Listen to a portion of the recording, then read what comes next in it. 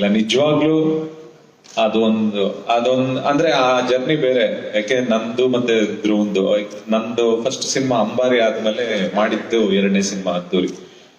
ಅವಾಗ ಧ್ರುವ ಹೊಸ ಹುಡುಗ, ನಂದು ಒಂದು ಸಿನಿಮಾ ಅವಾಗ್ಲೇ ಆಗಿತ್ತು. ಅಂದ್ರೆ ಇಬ್ರು ಒಂದ್ ರೀತಿ ಹೊಸಬ್ರು ತರದವ್ರೆ. ಯಾವಾಗ್ಲೂ ನಮ್ಮ ಮಧ್ಯದಲ್ಲಿ ಯಾವಾಗ್ಲೂ ಡೈರೆಕ್ಟರ್ ಅಂತ ಆಗ್ಲಿ ಅಥವಾ ಹೀರೋ ಅಂತ ಆಗ್ಲಿ ಯಾವ್ದು ಇಲ್ಲ. ಒಂದು ಬ್ರದರ್ಸ್ ತರಾನೇ ಇರ್ತೀವಿ ನಾವ್. ಯಾವಾಗ್ಲೂ ಫೋನ್ ಮಾಡ್ಕೊಂತೀವಿ, ಮಾತಾಡ್ತಿರ್ತೀವಿ. ಈಗ ಅದು ಅಂದ್ರೆ ತುಂಬಾ ಸತಿ ಅನ್ಕೊಂತಾ ಇದ್ವಿ ಸಿನಿಮಾ ಮಾಡ್ಬೇಕು ಅಂತ ಅನ್ಕೊಂಡು. ಅದು ಒಂದೊಂದು ಯಾವ್ಯಾವ್ದೋ ಒಂದು ಕಾರಣಾಂತರಗಳಿಂದ ಮುಂದಕ್ಕೆ ಹೋಗ್ತಾನೆ ಇತ್ತು.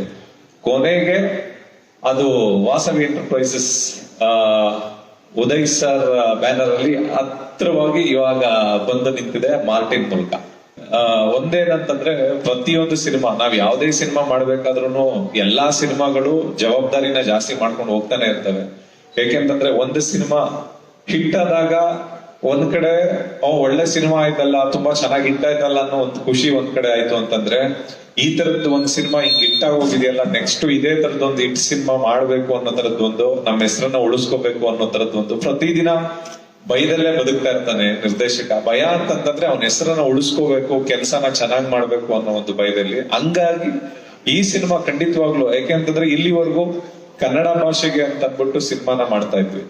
ಇವಾಗ ಈ ಮಾರ್ಟಿನ್ ಸಿನಿಮಾ 5 ಲ್ಯಾಂಗ್ವೇಜ್ ನಮ್ಮ ರಾಜ್ಯನ ಬಿಟ್ಟು ಹೊರಗಡೆ ಹೋಗ್ತಾ ಇದೆ. ಹೊರಗಡೆ ಹೋಗ್ತಾ ಇರೋದ್ರಿಂದ ಖಂಡಿತವಾಗ್ಲೂ ಜವಾಬ್ದಾರಿ ಜಾಸ್ತಿನೇ ಇರುತ್ತೆ. ಪ್ರೊಡ್ಯೂಸರ್ಗಾಗ್ಬೋದು, ನನಗಾಗ್ಬೋದು, ನಮ್ಮ ಕ್ಯಾಮ್ರಾಮನ್ಗಾಗ್ಬೋದು, ಇಡೀ ಚಿತ್ರತಂಡಕ್ಕೆ. ಯಾಕೆ ಅಂತಂದ್ರೆ ಪ್ಯಾನ್ ಇಂಡಿಯಾ ಸಿನಿಮಾ ಅಂತಂದಾಗ ಒಬ್ಬ ಸೇರಿ ಮಾಡುವಂತದ್ದು ಆಗಲ್ಲ ಅದು. ಯಾಕೆಂದ್ರೆ ಅದಕ್ಕೆ ಎಲ್ಲದಕ್ಕಿಂತ ಮುಖ್ಯವಾಗಿ ಪ್ರೊಡ್ಯೂಸರ್ ಆದವರು ಸಾಥ್ ಕೊಡ್ಬೇಕು. ಈ ಸಿನಿಮಾ ಶುರು ಆದಾಗ ಹಂಗೆ ಆಗಿದ್ದು. ಅಂದ್ರೆ ಫಸ್ಟ್ ಕತೆ ಮಾಡ್ಕೊಂಡ್ ಬಂದು ಕೊನೆಗೆ ಬಂದು ನಿಂತಾಗ ಇದು ಎಲ್ಲಾ ಯೂನಿವರ್ಸಲ್ಸ್ ಸಬ್ಜೆಕ್ಟ್ ಎಲ್ಲಾ ಕಡೆ ರೀಚ್ ಆಗುತ್ತೆ, ಎಲ್ಲಾ ಲ್ಯಾಂಗ್ವೇಜ್ ಅಲ್ಲೂ ಆಗುವಂತ ಒಂದು ಸಿನಿಮಾ ಅಂತ ಅನ್ಕೊಂಡು, ಅದಾದ್ಮೇಲೆ ಪ್ರೊಡ್ಯೂಸರ್ ನ ಕೇಳಿದ್ವಿ, ಪ್ಯಾನ್ ಇಂಡಿಯಾ ಸಿನಿಮಾ ಮಾಡಬಹುದು ಇದು ಎಲ್ಲಾ ಲ್ಯಾಂಗ್ವೇಜ್ ಅಲ್ಲೂ, ನಿಮ್ಗೆ ಓಕೆನಾ ಸರ್ ಅಂತ.